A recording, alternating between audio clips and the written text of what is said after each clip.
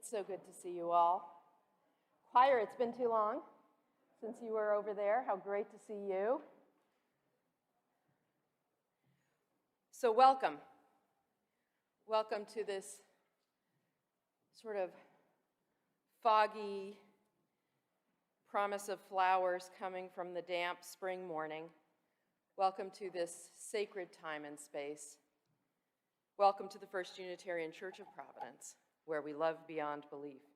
This is the day we have been given. We have much to do. May we make the very most of it, starting now together.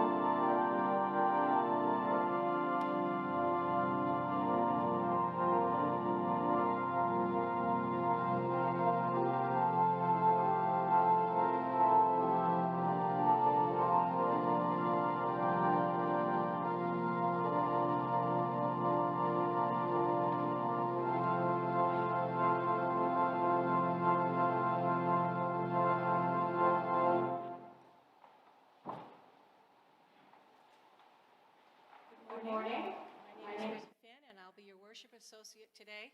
Will you please join me in the chalice lighting? The words are printed in your order of service. This light burns also in our hearts, and it lights our path toward harmony, justice, and hope for all. Our invocation this morning is by the Reverend Andy Pakula. We know him because he did a Zoom service together with us from London, where he leads a Unitarian congregation there. Come into this circle of community. Come into this sacred space. Be not tentative. Bring your whole self. Hear the joy that makes your heart sing. Have with you your kindness and compassion. Bring also your sorrow and your pain. Bring your brokenness and your disappointments. Spirit of love and mystery, help us recognize the spark of the divine that resides within every one of us. May we then know the joy of wholeness. May we know the joy of being together. Our opening hymn is number 1021 in your teal-colored hymnal. Lean on me. Can we rise in body or spirit and sing out?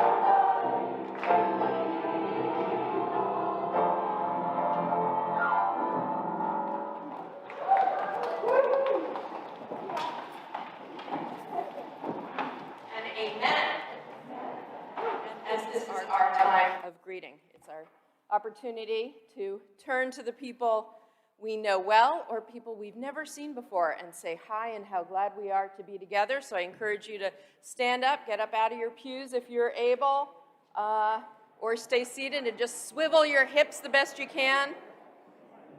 Greet the people near you, wave to people who are far away, blow kisses to a stranger or a family member.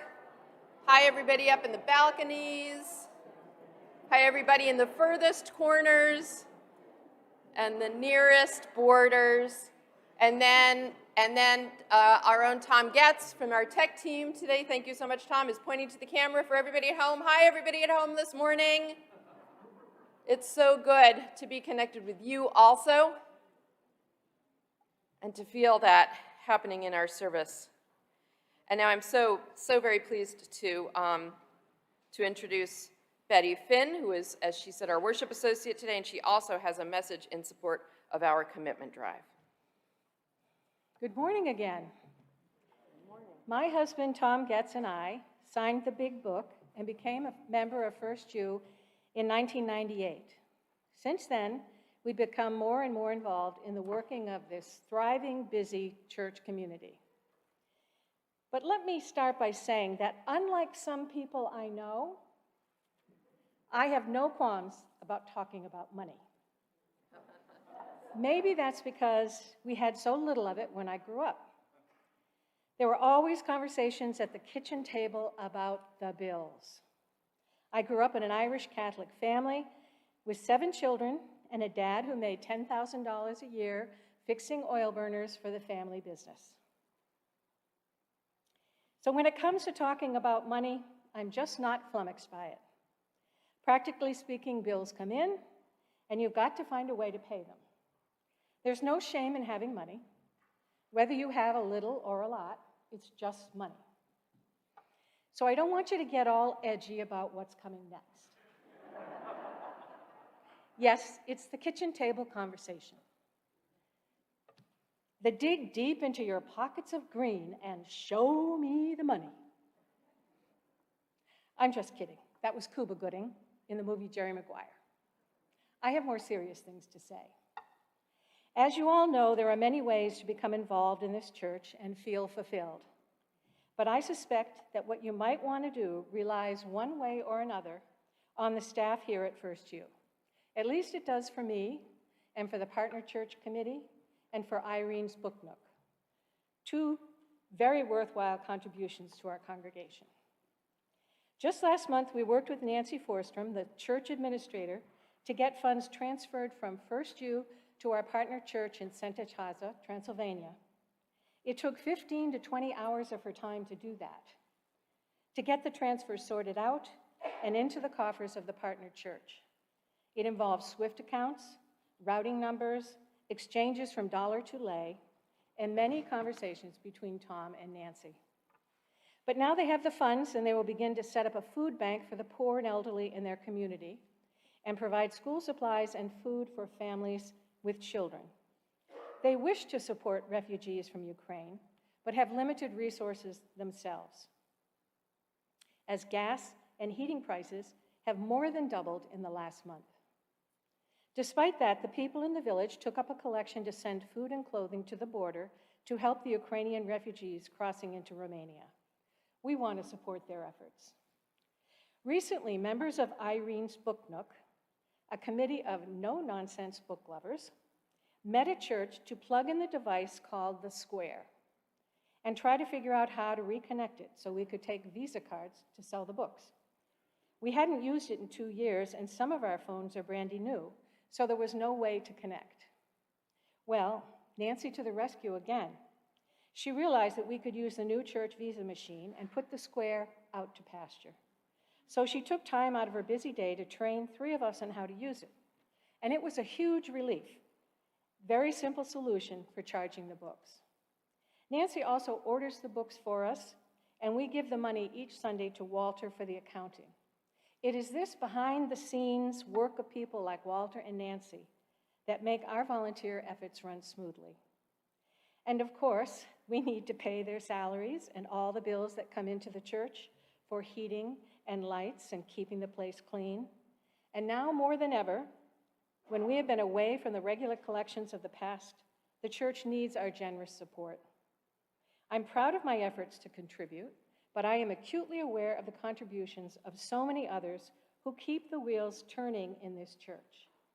And who greases those wheels? It's all of us. We grease the wheels through our contributions of time and money freely given and gratefully received. We've made our pledge, have you? Well, as Kuba would say, show me the money. Thank you.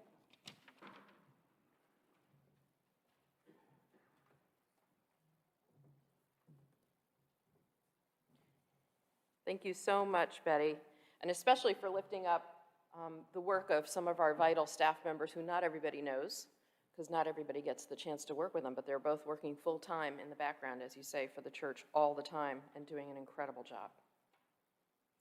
I'd like to invite everybody now to read the church covenant. Can we rise again for that? This is the essence of our commitment to each other and through this church to our faith. We, the members of the First Unitarian Church of Providence, with respect for the worth and dignity of each person, with regard at the delight we know by many names, and with gratitude for our deep connection to each other and to the larger web of existence, covenant to walk together in truth, seeking the paths of wisdom, compassion, and justice. Thank you. And it's our time for sharing joys and sorrows. We have the candles that people light at the other end of the meeting house every Sunday for those joys and sorrows they carry in their hearts and lives. And of course, we have some that are also sent in from folks who are watching online. So I have 3 to share with you this morning. One is a candle of sympathy for Paul Rossignol at the death of his mother, Gloria. One is a candle of joy for the life of Helen Mellor, her 98 years, her service to her country, her joie de vivre, and love of all things good. She will be lovingly remembered. A candle of remembrance for all Armenians who were brutally murdered or displaced from their homes 107 years ago by the leaders of the Ottoman Empire. A candle of love to all descendants of those survivors of those acts of cruelty who went on to build Armenian communities across the world. May there be peace in our hearts. And lastly, a candle of hope for the people of the world. May democratic society choose the ways of peace and freedom of expression. Today, especially, I pray for Ukraine and also for the wise choice in the French election. May the world stand for openness and social justice at this time. And this is our time for personal reflection and prayer. If you've lost someone close to you in the past year, we invite you to stand or raise your hand in silent witness of that loss, and then we close with our musical response.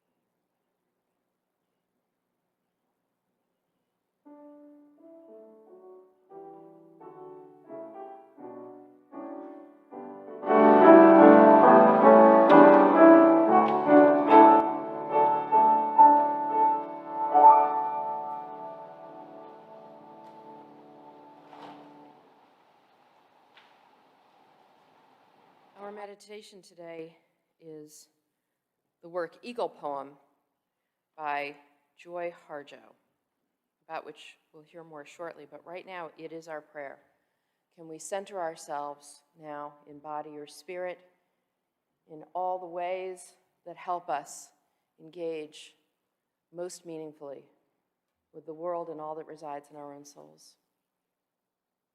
And take a deep breath.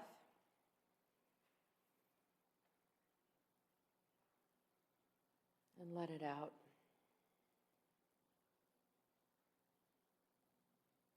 And one more.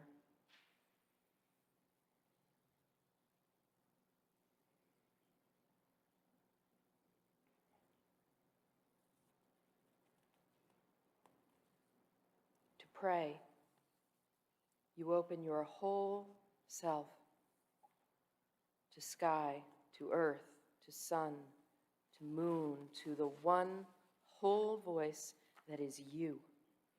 And know there is more, that you can't see, can't hear, can't know except in moments steadily growing and in languages that aren't always sound, but other circles of motion like eagle, that Sunday morning over Salt River, circled in blue sky, in wind, swept our hearts clean with sacred wings.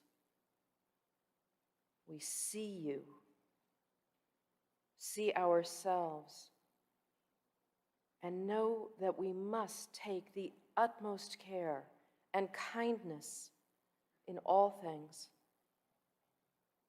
Breathe in,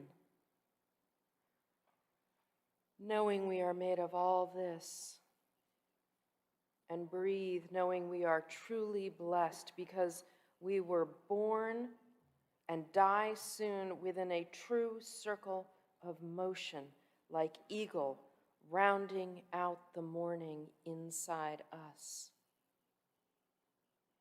We pray that it will be done in beauty. In beauty.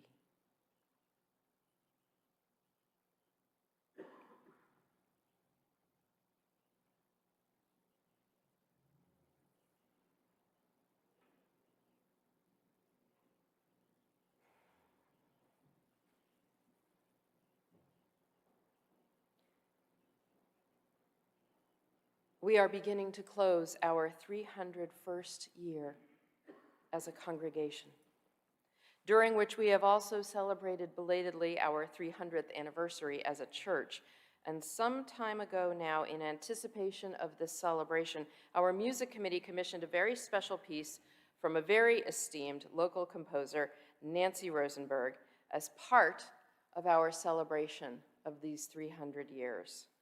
And now, after many twists and turns in the last couple of years, we get to hear the world premiere of this beautiful choral piece performed for the first time anywhere by our own First Unitarian Choir. We are so pleased to welcome Nancy Rosenberg herself as guest conductor for this performance of her composition, Eagle Poem, set to the beautiful text we just shared today as our prayer, which was written by the renowned Muskogee poet, Joy Harjo, who is the current poet laureate of our country for the second term in a row. So welcome, Nancy Rosenberg. Welcome to this gorgeous piece that we hear and share in celebration now.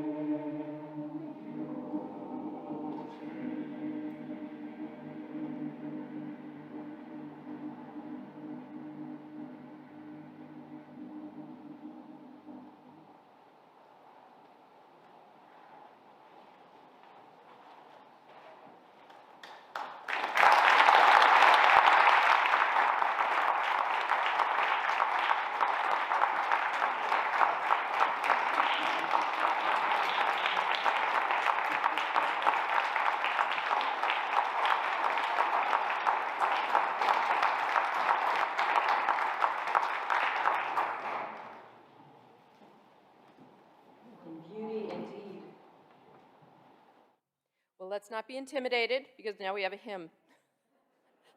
We are building a new way. Also in the teal hymnal, number 1017, Can We Rise in Body or Spirit?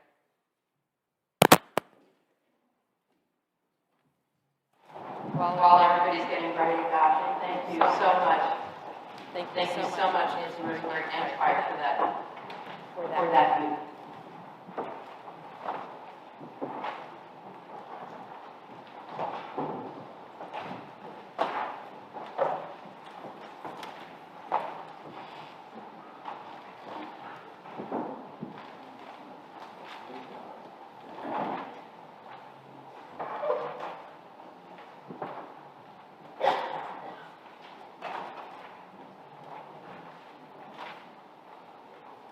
You guys are all like, this is not how we usually start a hymn. With a flip chart.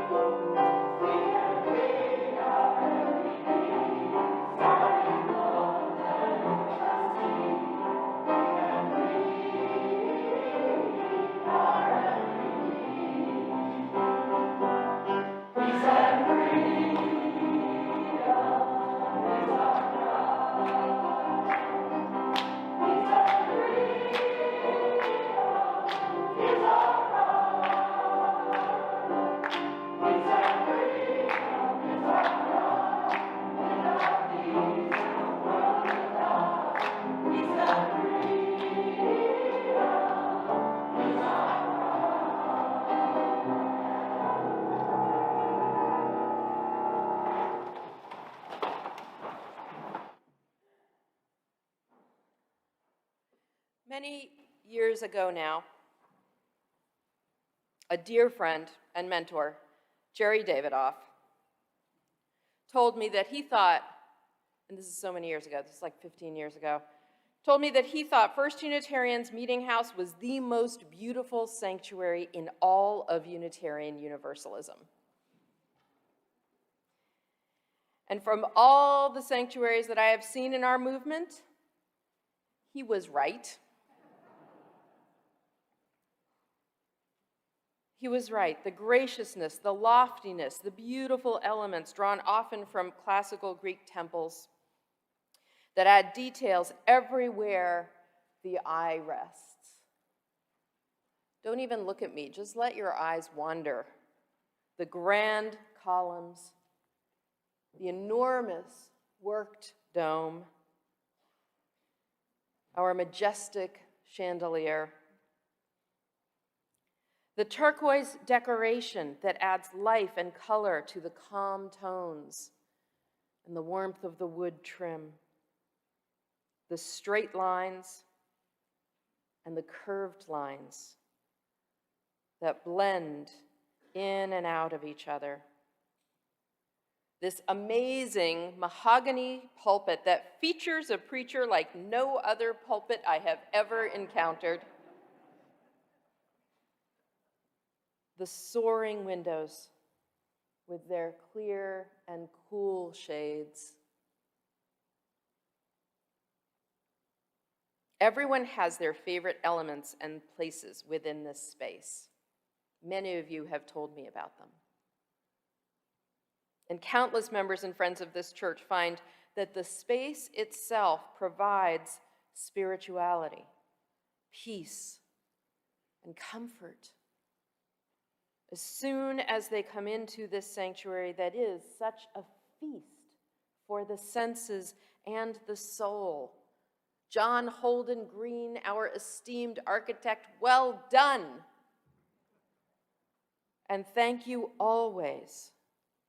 So much of your vision and its execution blesses us every time we are here.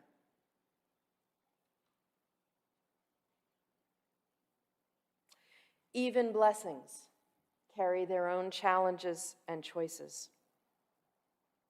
For a long time, we have been growing in our awareness of the ways our beloved meeting house, so beautiful and powerful, is not always an easy or friendly space for everyone. We have learned there are real drawbacks to this space that is so perfect for the able-bodied pulpit preacher and for able-bodied congregants. And there's a lot we can think about in terms of small adaptations that could help a lot of things happen more easily here during worship. But our focus this morning is on small adaptations that can help people, congregants, visitors, participate more safely here during worship, particularly people for whom mobility is a challenge. Speaking only for myself, I have seen so many people stumble and fall over the low platform that's in front of the pulpit here. I can't even count in the 5 years I've been here. And too many people struggle at great length to maneuver a walker into our meeting house, especially into a pew. Or they leave it out in the aisle.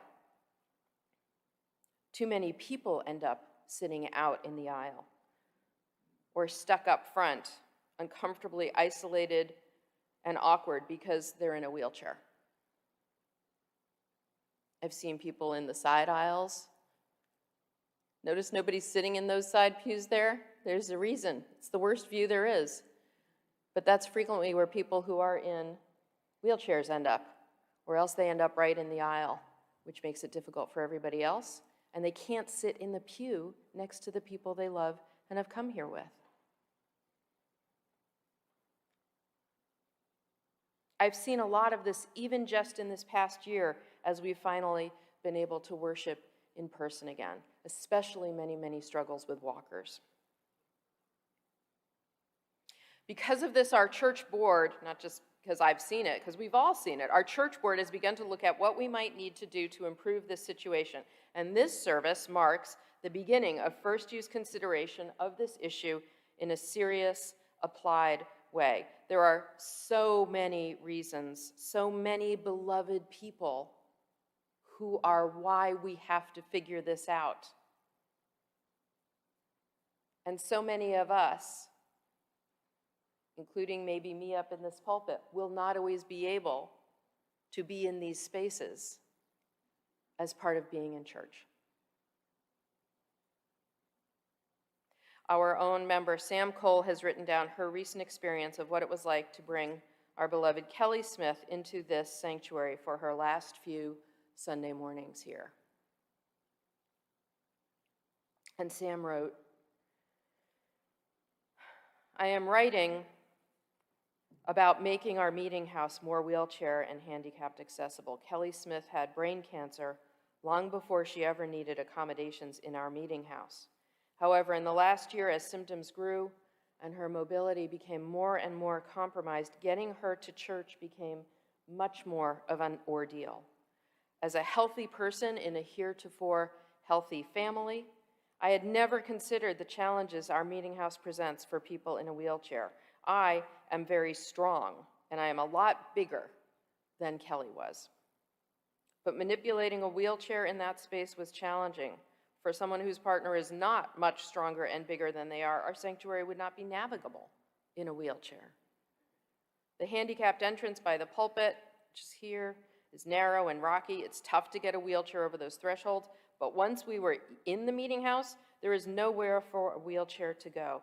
Kelly was sitting in the center aisle at church the last time we were there, which incidentally was the last time Kelly ever left our house. It was very important for Kelly to be in that space at that moment. And I don't think she minded how conspicuous she was on that last trip. But for other people who would rather be able to sit unobtrusively in pews, this would make them very uncomfortable. This situation also presents a safety hazard for people trying to maneuver around a wheelchair in the aisle. I hope we can modify the seating and thresholds in the meeting house to allow people with wheelchairs and other assistive devices, such as walkers, better access to our space. I'm so grateful to Sam for sharing her experience because, as I said, I see people struggling with the kind of challenges she mentions every week. It shouldn't be hard for people to get into our space, to sit comfortably together with those they love, without people or equipment ending up in aisles, to come and go without tripping on the platform that's up front here, for our sacred space to be safe and accessible to all.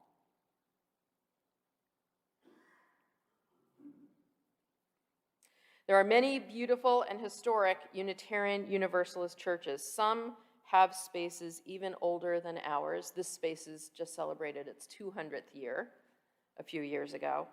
But there are some that are far older and very beautiful, and many of them have made tasteful and effective adaptations to their spaces that allow people to comfortably attend in wheelchairs or with walkers. I have seen it in so many places, and it's always in use. We can do this also, just like the others. And we have set aside time now in this service to briefly share some ideas about this. So I am about to come downstairs and ask you to share in just a few words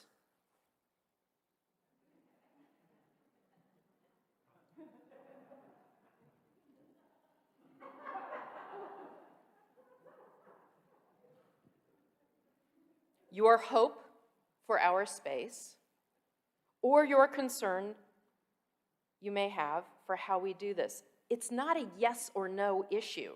It's not about whether we love or hate the idea. It's about thinking very carefully and caringly together about how to keep our sacred space as strong and beautiful as it is, while making sure everyone can access this space and relish the power and comfort that comes with being here together. So I'm going to come downstairs. I'm going to record your hopes and concerns briefly on the flip chart below. And then the church leadership is going to keep those notes and use them to inform the larger thinking going forward. We also have time after the service for people to expand on your thoughts, maybe even have some conversation about this. So if you stay here after the service, you can take part in that conversation. This is not the only opportunity to do this, of course. This is just the beginning. So if you stay after the service, you can take part in that conversation, but for now, we're just going to be looking for a very few words so that I can reasonably take some notes and we can hear each other's initial thoughts as we begin this consideration together. And the thing that I'm asking us all to remember and honor as we begin is that we all treasure this space. I certainly do. And whatever small modifications might be made to change some pews or whatever else might be needful to make it safer and more accessible, as with all in life and living, it can be done in beauty.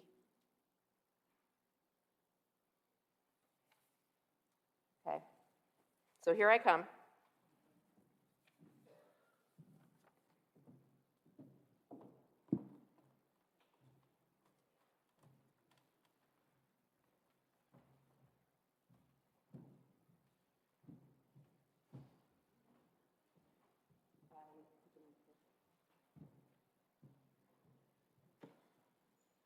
Maybe one day we'll even have a a light in the very, very dark and narrow stairway of the pulpit. A girl can dream.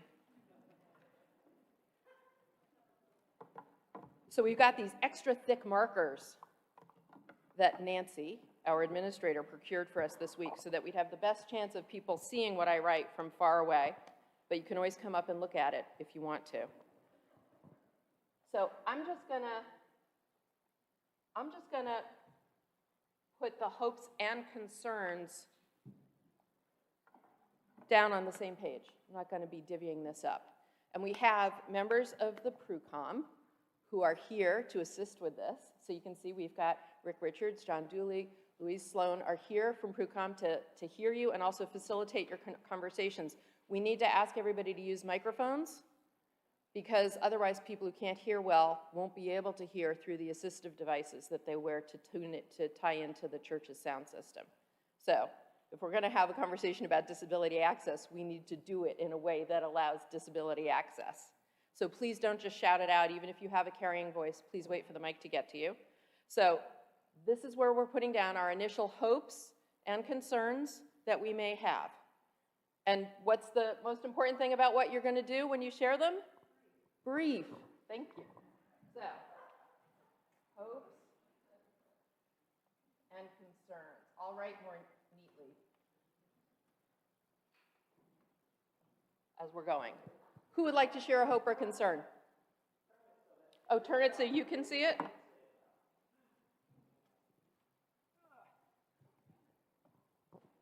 And I know the podium's blocking it a little. We'll make do. Okay, who's got? I got Janet. one. Sight lines. Okay, difficult here. Sight lines, because people can't see what's going on, especially if you drop the platform. And also, don't forget children who are their own situation. Good point. If we drop the platform, sightlines become an issue and it becomes impossible to see kids. And kids can't see us. Okay. Who else has got? Yes. Yes, right over, sorry, can you get the woman in the mustard colored top? Yeah, right here. Okay. Is this on? And I think it's important to consult people who are in a wheelchair. I was with my friend Mary last night and I opened the mic and she couldn't get on the stage, so we brought the mic to her. She's also an amazing singer, and like, how would she be part of the choir? So consult people who are actually doing it every day. Thank you. Access to restrooms that don't involve stairs.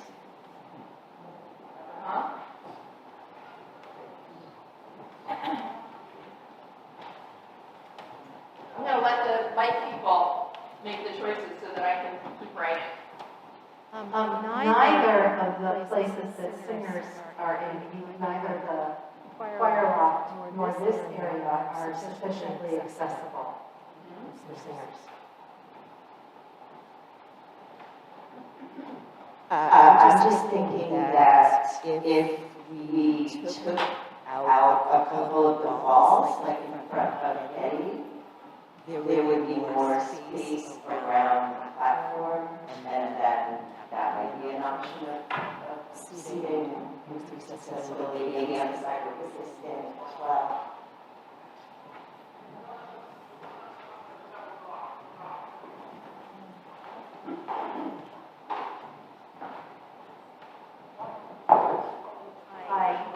A couple of things, not to be Debbie Downer, but there's like a lot that's possible not following. I know we're a historic building, but that's a real concern, or somebody getting injured. But on the other side, after years working at Meeting Street, I'm aware that what they do on airlines, when somebody's in a wheelchair, they have that narrow little line that can keep their transfer in and out of. And that might be a possibility too. They've done a good job of that. Many times the platform is actually not big enough for the number of people who who are on it. So there's a way to expand and contract the platform at different times.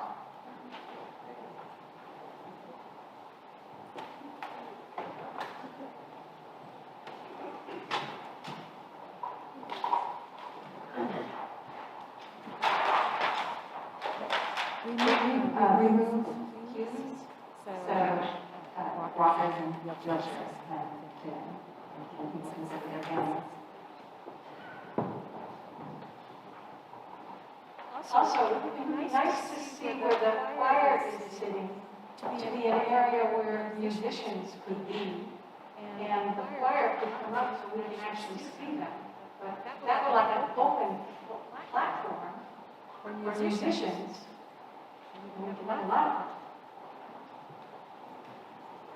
When we make these changes, I would like us to keep the symmetry of the space. The number one issue for me is to be able to hear the speakers clearly. The sound in here is pretty spotty. There are good places and bad places. If we could even it out, that would be big.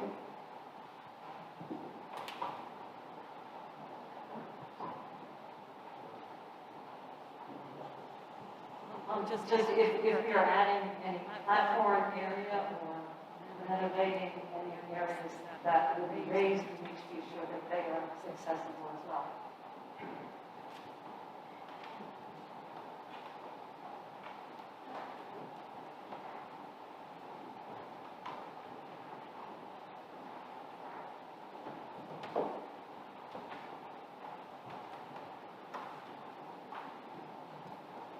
We're also keeping some kind of platform there. People with visual issues benefit from a white or some kind of barrier, just a visual difference around it to know the big step. Which is here already. The platform is edged in white tape, but something, yes. Similar to the idea of taking down these front walls in the art area up here. I've seen people with wheelchairs use these two spaces. And it's hard to navigate through this tiny little door, so you leave the wheelchair outside. But both of these two front spaces could have that piece removed so that it's just an open seat and easily accessible. And likewise for the platform, I wonder if the whole thing could just be ramped. Like a ramp, the whole thing ramped around it, so you're never going to step, you're always going on the ramp.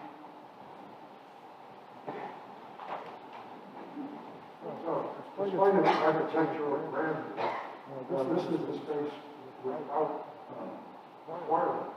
There's no choir loft, there's no choir stalls, there's no place for the choir to really perform. It's also true for other small musical groups. Yesterday, we had the wireless service here. We have this sort of here, somewhere. Usually under the pulpit. So we could really improve that situation by having space for the choir and for other small musical groups. A little cover hearing, so on that specific day, I do feel that. Can you speak up a teeny bit, David? Yes. Speak a little louder. Sorry. I do, again, it's been anticipated. I think creating more space here by taking out the first couple of pews would be wonderful for accessibility and also for making it feel more circular. We used to be in part of churches where they took out all the pews. It was so nice not to look at so many backs and necks. But to see faces, that would help to do that. Not to take them all, but take some. I can see taking out all the pew woodwork and setting these at an angle. These angles give you more flexibility, get more space somewhere, and less space where you don't need it. And that way it will be flexible for so many pieces and for so many uses. If we would say double space some of the pieces, And, I can't find, oh, there you are, Andy. I could tell it was you because of the accent, and I was like, where is he? It's not much like somebody who's going to have to do wheelchairs. We're doing it also in seats inside those pews, and when people go in wheelchairs, it's not sitting on front of people, but they can use like a bus, you can say seats up, and then you have a wheelchair. They go back and do next to the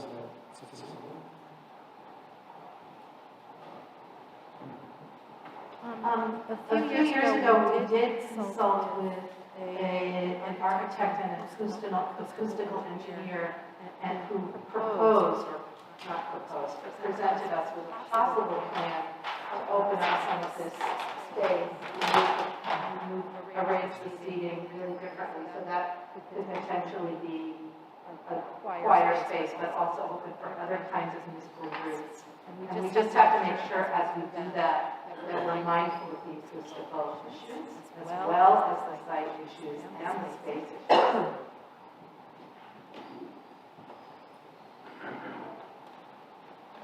The idea that needs and other concerns could be the focus of an ongoing active subcommittee that regularly reviews and addresses these needs and future challenges. I just received a message from someone watching at home who said that they could not hear most of what is being said through these microphones. And it suggested for accessibility that somebody repeat into the podium a brief summary of each comment. Okay, I will do that. I'll repeat into the mic summaries of the comments, which will hopefully help our people at home hear better what we're saying. And it does underline the thing we've written down already about our need for a better sound system that actually pervades our space and our online stuff. Well, we depend on the piano for our music, for the choir. The piano being here inhibits more space for us, and it's also blocking the door in case we have to leave in emergency. I would suggest we find a better place for the piano.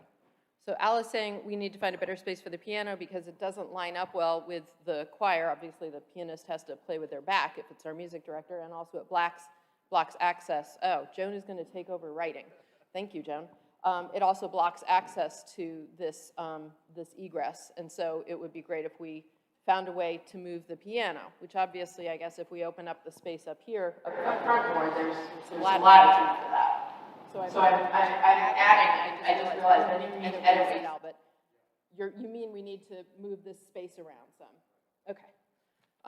So if we change this space up in more ways, we can also move the piano, which would be smart. Okay.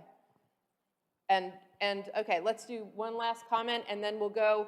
People who want to talk more about these thoughts or didn't have a chance to add yours, please just stay afterwards because we're going to have a little bit more time for a conversation. Yes, in the back, you'll be our last note for now on this. For those people who are in wheelchairs, there needs to be accommodation either behind or beside or in front for their caregiver, so they're close by. Okay, so your point is that when we're talking about access for people in wheelchairs, it needs to be possible for a caregiver who may be with them to sit in front of, beside, or behind, immediately close to that person in case they need assistance. So close access for a companion who's with them. This is such a rich list, and it's interesting how, we're learning all this stuff about intersectionality, and it does all come together, right? Sight lines and sound lines, and the different ways that we need accommodation in order to make sure that everyone can share equally. Thank you so much for your thoughtfulness, for your openness, for your creativity. Thank you very much, PRUCOM members who have helped facilitate this conversation and are going to lead it after the service. We're going to move into, in anticipation of what this is going to lead to, we're going to move into our offertory invitations and the rest of the service, but please do stay if you want to talk more about this today with the PRUCOM members facilitating. Now we have our offertory, and I have important notes for it. They're upstairs. Give me 1 second. Speaking of accessibility, I just need a minute to get to the pulpit.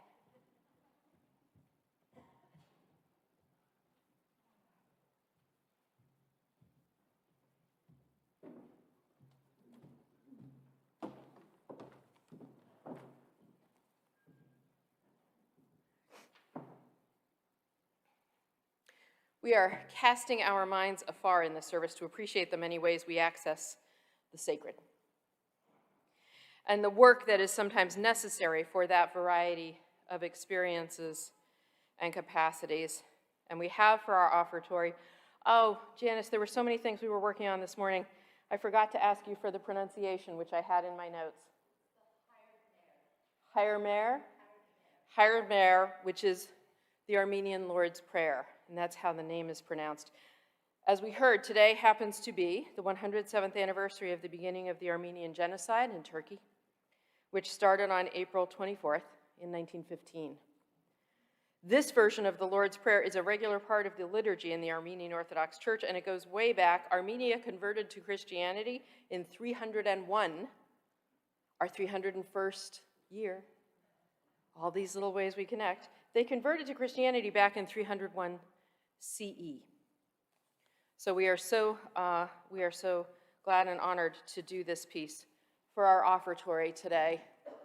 This church does all it can to serve as many as possible within and beyond our walls. And as you heard from Betty Finn earlier, everything we do is only made possible because of you and your giving and all the ways that you are and we are together. So please give as generously as you can to our weekly offering, and thank you for everything you give and everything you do and everything you are.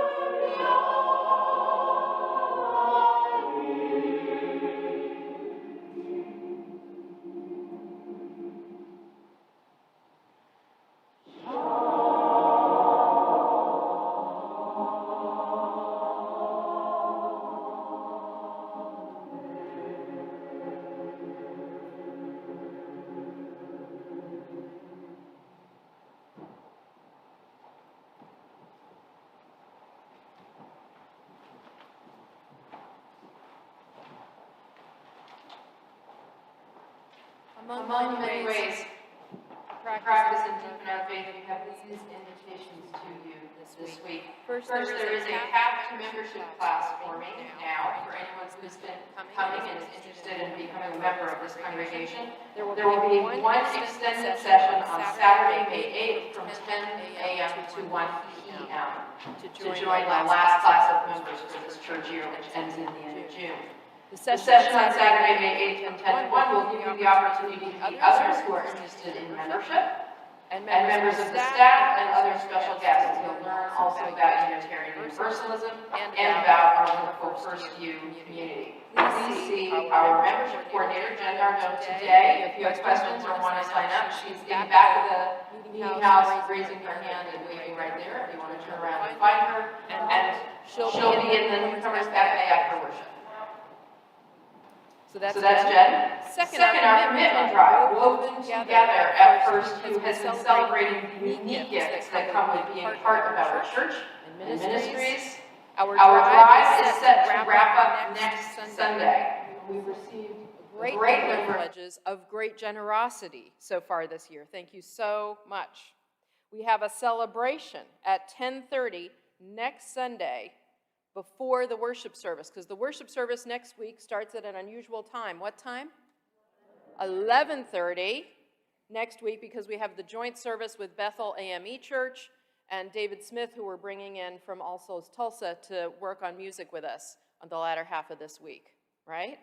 So we're doing a late service with people rehearsing before then. But for people who are not participating in the choir for that group, we have a fabulous celebration happening to celebrate the end of the commitment drive. And that's going to be at 10:30 with refreshments in the breezeway. So please come join us as we give thanks for those who have pledged to support our church financially next year. You are the grease in the works that makes everything possible. It is not too late to pledge. We do have a bunch of pledges outstanding, and we need you to make your pledge. We need you to make your pledge and help us finish this strong. Everything that we do next year depends on our budget, and our budget depends on the gifts we all give. So, if you have not yet pledged, please use the link that is printed in your order of service, or you can fill out a pledge card today. There are pledge cards in your pew. You can also fill it out next week. But if you are one of the folks who hasn't yet pledged, folks at home, if you're some of the people who haven't yet pledged, we're really counting on you. We need you to go ahead and do it now. Please don't wait, and thank you. On May 22nd, we are renewing, yay, it's been on hold for too long, our Unitarian Universalist practice of naming and dedicating our infants and children in a special ceremony during worship. Friends and members of First U, if you have an infant or toddler or small child you would like to have named and dedicated, please contact our Director of Religious Education, Kathy Sagal, in the office during the week to get more information so that we can get you in as part of that process and program. And lastly, as I mentioned, we have David Smith coming. Today is the last day you can sign up. So if you would like to do it, make sure that you talk to Beth. Is it still you? Yeah. Beth, can you stand up? Beth Armstrong will be taking names if you want to sign up to sing with David, with other members of First U, and with members of Bethel AME in our choir for next week. We will be asking people to test Saturday and Sunday. We'll be singing Mass. It's going to be incredible. I'm super excited for that service. There are always many other ways, of course, to be together and to be in our faith, and so make sure you check out the emails and things that we send you for more on all those counts. Our closing hymn, number 318, We Would Be One. Can we rise in body or spirit?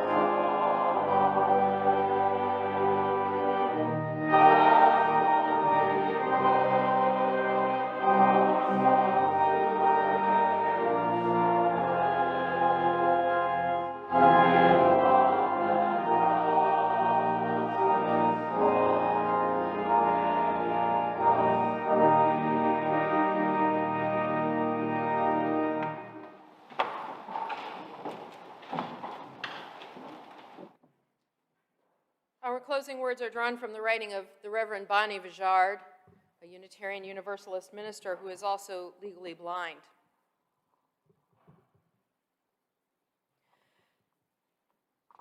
Spirit of love, we pray for all people, for people who are blind and cannot see, and for those who can see but are blind to people around them. Spirit, in your mercy, help us touch each other. For people who move slowly because of accident, illness, or disability, and for those who move too fast to be aware of the world in which we live. Spirit, in your mercy, help us work together. For people who are deaf and cannot hear, and for those who can hear but ignore the cries of others. Spirit, in your mercy, help us respond to each other. For people who learn slowly, for people who learn in different ways, and for people who learn quickly but choose ignorance. Spirit, in your mercy, help us grow in your wisdom. For people who have chronic illnesses for which there is no known cure or relief, and for people who live in fear of illness and disability. Spirit, in your mercy, help us and heal us. For all people, learning still how to come together across our differences and particularities with all our limitations and gifts and possibilities. Spirit, in your mercy, help us come together in all the ways that offer a feast that all can share. Can we join in the words for extinguishing our chalice? We carry the flame of peace and love and hope until we meet again.